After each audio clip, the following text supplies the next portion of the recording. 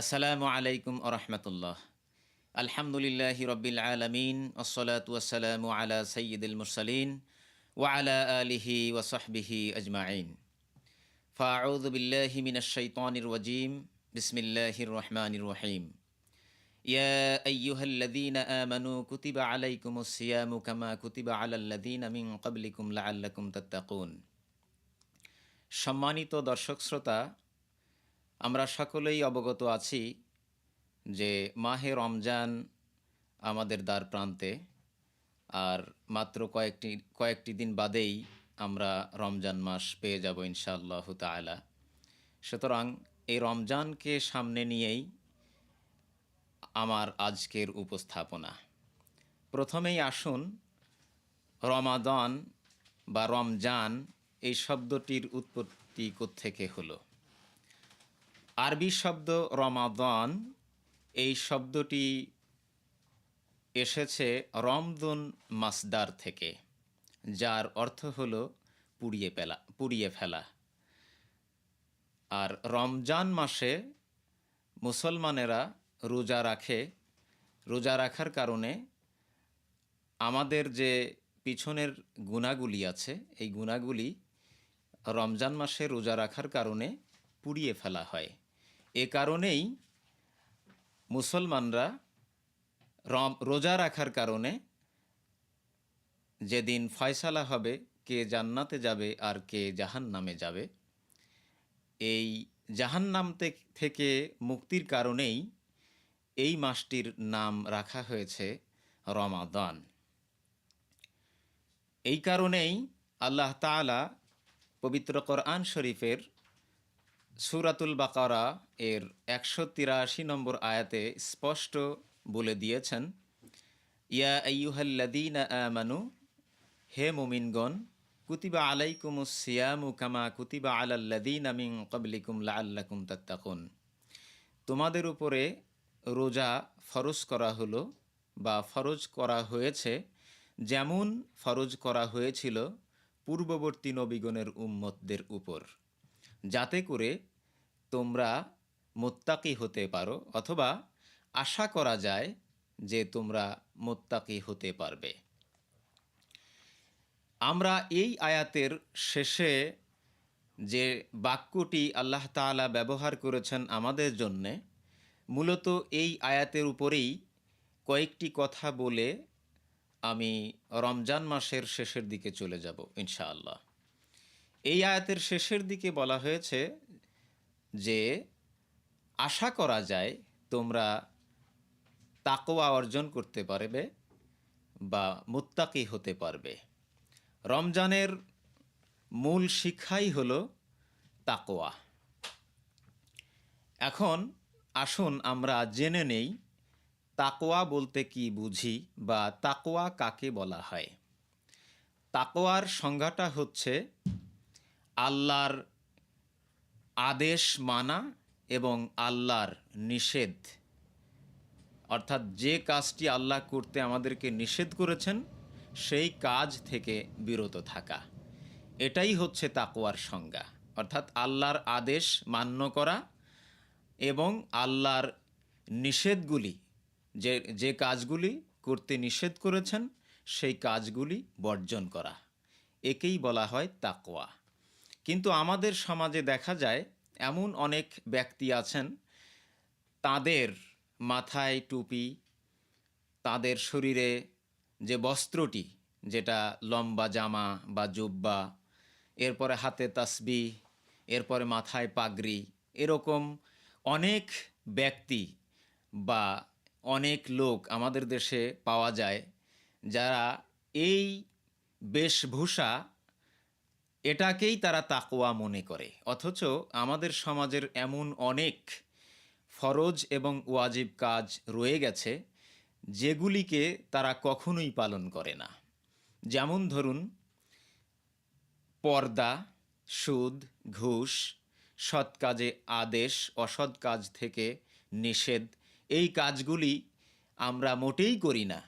সামান্য কিছু কাজ, নফল এবং সুন্নত যে কাজগুলি আমাদের করা দরকার, এই কাজগুলিকে আমি মোটেই ছোট করছি না, কিন্তু পাশাপাশি যে ওয়াজিব এবং ফরজ কাজগুলি আল্লাহ তাআলা আমাদের জন্য অপরিহার্য করে দিয়েছেন, সেই কাজগুলি আমরা অবশ্যই করব। এটা আল্লাহ তাআলার আদেশের শামিল। এবং এছাড়াও যে কাজগুলি নফল সুন্নত, সেগুলি রাসূলুল্লাহ সাল্লাল্লাহু আলাইহি ওয়াসাল্লামের তরিকা মোতাবেক আমাদেরকে অবশ্যই করতে হবে। কিন্তু কোনোটাকে আমরা বর্জন করব আর কোনোটাকে গ্রহণ করব তা হবে না। কেননা আল্লাহ তাআলা পবিত্র কোরআন শরীফের মধ্যে ঘোষণা করেছেন, উদখুলু ফিস-সিলমি কাফা, তোমরা ইসলামের মধ্যে পুরাপুরিভাবে দাখিল হও। এই জন্যে এই রমজান মাসে আমরা রোজা রাখার মাধ্যমে আমাদের তাকওয়া অর্জন করতে হবে। আর সেই তাকওয়া হচ্ছে, আমি রমজান মাসের পূর্বে নামাজ পড়তাম না, বা এই রমজানের আগের রমজানে আমি রোজা রাখতাম না, কিন্তু এই রমজান আসার কারণে আমি রোজা রেখেছি। রোজা রাখার কারণে আমার তাকওয়া অর্জন হয়েছে। সেটি আমরা কিভাবে বুঝব? এটি এইভাবে বুঝব যে এই রমজানের পরে আমি আর এক ওয়াক্ত নামাজ কাজা করব না বা তরক করব না। এর পরের রমজানেও আল্লাহ যদি আমাকে হায়াত দেন, আমি যদি বেঁচে থাকি, তাহলে আমি আর রোজা বর্জন করব না। এই রমজানের পরের থেকে আমি আর সুদের সাথে জড়িত থাকব না। এই রমজানের পরের থেকে আমি আর ঘুষের সাথে জড়িত থাকব না। এই রমজানের পরের থেকে আমি আর প্রতারণা করব না। এইটা যদি আমাদের উদ্দেশ্য হয়, এটা যদি আমাদের এম হয়, এবং রমজান পরবর্তী সময়ে এই কাজগুলি যদি আমরা করতে পারি, তাহলেই আমরা মুত্তাকিদের অন্তর্ভুক্ত হব। কিন্তু যদি এই রকম হয় যে রমজান মাস আসছে, আমি রমজান মাসের রোজাগুলি রেখেছি, তারাবি নামাজ পড়েছি, দান সদকা করেছি, ইফতার করেছি, সাহরি খেয়েছি, এরপরে রমজান মাস চলে গেছে, আমার নামাজও শেষ, আমার দান সদকা শেষ, আমি আবার পূর্বের ন্যায় সুদের সাথে জড়িত হয়ে যাচ্ছি। আমাদের যারা সমাজে মা বোনেরা আছেন, রমজান মাসে আমরা ঠিকই পর্দার সাথে চলেছি, নামাজ পড়েছি, যেই রমজান মাস শেষ আমাদের পর্দা শেষ, তাহলে আমরা কখনোই মুত্তাকিদের অন্তর্ভুক্ত হব না। এবারে আসুন, আল্লাহ তাআলা মুত্তাকিদের জন্য কি ব্যবস্থা করে রেখেছেন সেটা আমাদের জানা দরকার। মুত্তাকিদের জন্য আল্লাহ তাআলার পক্ষ থেকে আমাদের জন্য কি করবেন কিয়ামতের ময়দানে, বা মুত্তাকিদের জন্য কি পুরস্কার নির্ধারণ করা হয়েছে, সে বিষয়ে আমরা একটু আলোকপাত করি কোরআন এবং হাদিসের আলোকে। আল্লাহ তাআলা সূরা তালাক এর 4 নম্বর আয়াতে ঘোষণা করেছেন, ওমাইয়াত্তাকিল্লাহা ইয়াজআল লাহু মিন আমরিহি ইউসরা, যার অর্থ হলো, আল্লাহকে ভয় করে তাকওয়া অনুসরণ করলে আল্লাহর বান্দার বিভিন্ন বিষয়গুলো সহজ করে দিবেন। সুতরাং আমাদেরকে অবশ্যই মুত্তাকিদের অন্তর্ভুক্ত হতে হবে।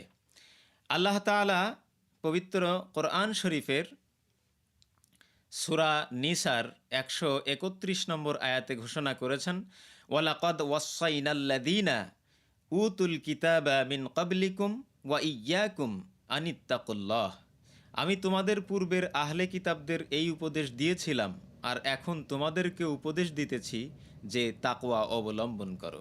সুতরাং অবশ্যই আমাদেরকে তাকওয়া অবলম্বন করতে হবে।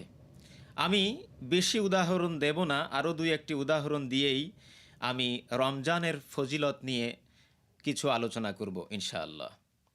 মুত্তাকিদের আমল কবুল হয় এ বিষয়ে আল্লাহ তাআলা সূরা মায়েদা এর 57 নম্বর আয়াতে ঘোষণা করেছেন, ইন্নামা ইয়াতাকাব্বালুল্লাহু মিনাল মুত্তাকিন, যার অর্থ হলো আমল কবুল না হলে সর্বনাশ, কিন্তু আল্লাহ অবশ্যই মুত্তাকিদের আমল কবুল করেন। এখন মুত্তাকিদের আমল কবুল না হলে সর্বনাশ, কিন্তু মুত্তাকিদের এটা সৌভাগ্য। আল্লাহ তাআলা আরও একটি উদাহরণ দিয়েছেন মুত্তাকিদের জন্য, সেটা হচ্ছে মুত্তাকিদের গুনাহ মাফ ও বিশাল পুরস্কার দেওয়া হবে। এই বিষয়ে আল্লাহ তাআলা সূরা তালাকের ৫ নম্বর আয়াতে বলেছেন, সেটা আপনাদেরকে আমি বলেছি। সূরা হুজুরাতের ১৩ নম্বর আয়াতে আল্লাহ তাআলা ঘোষণা করেছেন,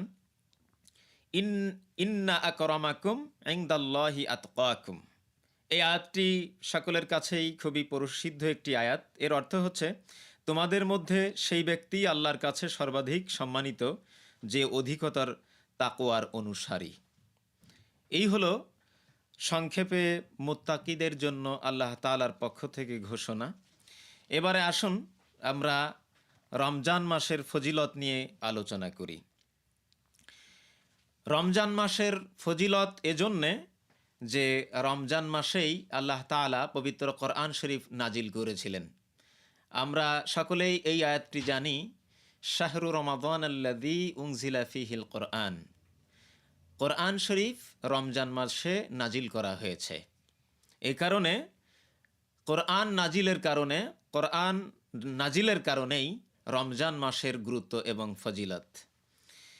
এই জন্যে আমাদেরকে এই মাসে অবশ্যই রোজা রাখতে হবে, যাতে করে আমরা রমজান মাসের ফজিলত অর্জন করতে পারি, রমজান মাসের গুরুত্ব অনুধাবন করতে পারি।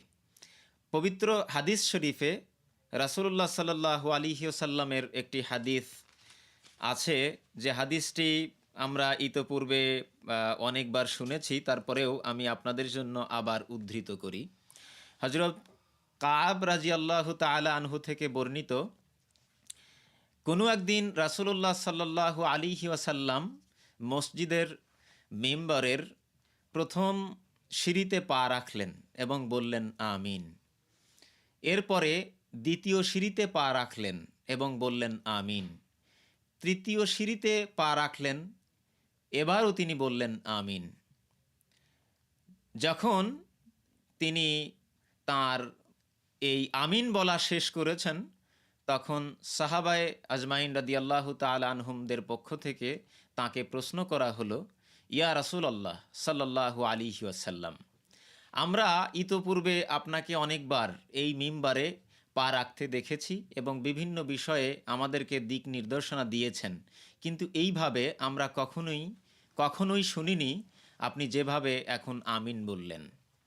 রাসূলুল্লাহ সাল্লাল্লাহু আলাইহি ওয়াসাল্লাম সাহাবী রাদিয়াল্লাহু তাআলা আনহুম এদের প্রশ্নের জবাবেও বললেন, আমি যখন প্রথম সিঁড়িতে পা রাখি তখন এই জন্যে আমিন বললাম যে তোমাদের সামনে হযরত জিবরাইল আলাইহিস সালাম এসেছিলেন। আমি যখন প্রথম সিঁড়িতে পা রাখি, উনি বললেন যে সেই ব্যক্তি ধ্বংস হোক যে রমজান পেল অথচ তার জীবনের সমস্ত গুনাহ মাফ করাইতে পারল না।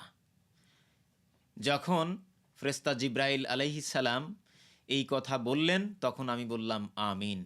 আমি যখন দ্বিতীয় সিঁড়িতে পা রাখলাম, তখন জিবরাইল আলাইহিস সালাম বললেন, সেই ব্যক্তি ধ্বংস হোক যে আপনার নাম শোনার পরে আপনার প্রতি দরুদ পড়ল না, সেই ব্যক্তি ধ্বংস হোক। তখন আমি বললাম আমিন। আমি যখন তৃতীয় সিঁড়িতে পা রাখলাম, তখন জিবরাইল আলাইহিস সালাম বললেন, ওই ব্যক্তি ধ্বংস হোক যার পিতা এবং মাতা বার্ধক্যে উপনীত অবস্থায় দুজনই অথবা একজনকে পেল অথচ পিতামাতার খেদমত করতে পারল না, অথবা পিতামাতাকে সম্মানিত করল না, আর পিতামাতাকে খেদমত করার কারণে সে জান্নাত লাভ করল না বা জাহান্নাম থেকে মুক্তি পেল না, ওই ব্যক্তি ধ্বংস হোক। তখন আমি বললাম আমিন। সুতরাং এই হাদিস থেকে একেবারেই ধ্রুব তারার মতো পরিষ্কার হয়ে যায় যে রমজান মাস এসে যাচ্ছে আমাদের সামনে। আমরা যদি রমজান থেকে কোনো ফায়দা হাসিল করতে না পারি, তাহলে ফেরেশতা জিবরাইল যে কথা বলেছেন ওই ব্যক্তি ধ্বংস হোক যে রমজান পেল অথচ তার গুনাহ মাফ করাইতে পারল না, আর রাসূলুল্লাহ সাল্লাল্লাহু আলাইহি সাল্লাম বললেন আমিন, এত বড় একটি বদদোয়া আমাদের জন্য হোক, একজন বলুক, আর স্বয়ং রাসূলুল্লাহ সাল্লাল্লাহু আলাইহি সাল্লাম আমিন বললে সেটা তো অবশ্যই কবুল হয়ে যাবে। সুতরাং আমি সকলকেই আহ্বান জানাচ্ছি, আমরা অবশ্যই রমজানের গুরুত্ব অনুধাবন করে অবশ্যই পুরা রমজানে আমরা রোজা রাখব ইনশা আল্লাহ। এই জন্যে বলছি যে আমাদের হাত হচ্ছে তিনটা, একটি হচ্ছে ডাইন হাত, দ্বিতীয়টি হচ্ছে বাম হাত, আর তৃতীয়টি হচ্ছে অজুহাত। সুতরাং অবশ্যই আমরা অজুহাত দাঁড় করাবো না। আল্লাহ পাক এই রমজান মাসের ফায়দা হাসিল করার তৌফিক দান করুন। আমিন। ওয়া আখিরু দাওয়ানা আনিল হামদুলিল্লাহি রাব্বিল আলামিন। ওয়াসসালামু আলাইকুম ওয়া রাহমাতুল্লাহ।